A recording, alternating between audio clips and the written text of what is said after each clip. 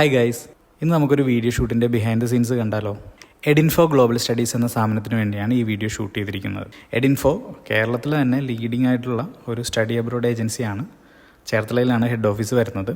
2 ആങ്കേഴ്സാണ് ഇന്നത്തെ ഷൂട്ടിന് നമ്മുടെ കൂടെ ഉള്ളത്, ശ്വേത ആൻഡ് ഭാഗ്യലക്ഷ്മി. ശ്വേതയെ നമ്മുടെ പല വീഡിയോസിലും നിങ്ങൾ ഇതിനു മുമ്പ് കണ്ടിട്ടുണ്ടാവും. ഭാഗ്യലക്ഷ്മി ആദ്യമായിട്ടാണ് നമ്മുടെ കൂടെ വർക്ക് ചെയ്യുന്നത്.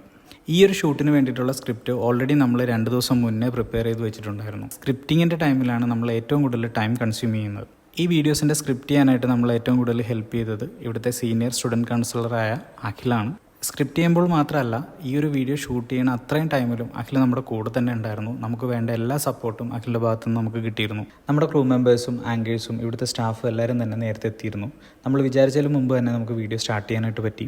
ലൊക്കേഷനിലെത്തിയ ശേഷം ആദ്യം നമ്മൾ ചെയ്യുന്നത് ആങ്കേഴ്സിന് സ്ക്രിപ്റ്റ് പഠിക്കാൻ കൊടുക്കും.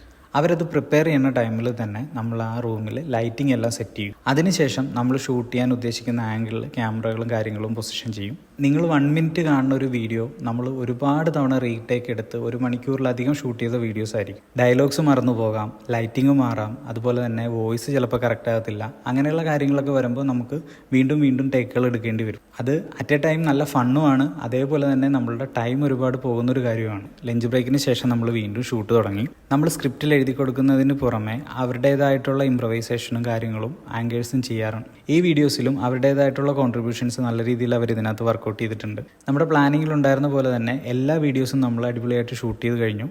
8 വീഡിയോസാണ് ഇന്നത്തെ പ്ലാനിങ്ങിലുണ്ടായിരുന്നത്. 8 വീഡിയോസും നമ്മൾ കംപ്ലീറ്റ് ചെയ്തു.